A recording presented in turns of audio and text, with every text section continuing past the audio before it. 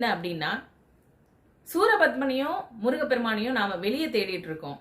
ஆனா 6 முகங்களாக வருகின்ற சூரபத்மனாக இருக்கட்டும், சிங்கமுகனாக இருக்கட்டும், அந்த அனைத்து முகங்களும் நமக்குள்ளதான் இருக்கு. அந்த அத்தனை முகங்களையும் களைவது ஒரு தெய்வீக ஞானம். அதுதான் முருகப்பெருமானுடைய அருள்.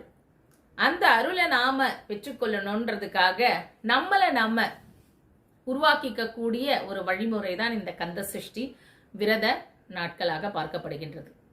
இந்த 6 நாள் எப்படி வீரபாகுவோட முருகப்பெருமான் போருக்கு தயாராகிறாரோ அந்த மாதிரி நம்மளுடைய மனத்தையும் உடலையும் நாம் பக்குவப்படுத்தக்கூடிய நாட்களாகத்தான் இந்த கந்த சஷ்டி விரத நாள் நமக்காக நம்முடைய முன்னோர்களால் வழிவகுத்து கொடுக்கப்பட்டுள்ளது.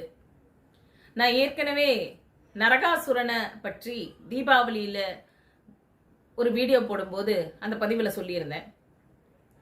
நம்முடைய தமிழகத்துல யாரையும் கொன்னுட்டு அதை கொண்டாடுற வழக்கம் நம்ம இடத்துல கிடையாதுன்னு சொல்லியிருந்தேன். அதே போல தமிழகத்துல நம்முடைய தமிழ் கடவுளான முருகப்பெருமான் சூரபத்மனை வதம் செய்வதாக கூறப்படுகின்ற இந்த புராணமானது நம்முடைய மனத்திற்குள்ள இருக்கிற ஒவ்வொரு அறியாமை என்னும் இருளை அகற்றக்கூடிய தெய்வ சிந்தனையை நாம் தியானிக்க வேண்டும் என்பதைத்தான் முருகப்பெருமானுடைய துணையோட நாம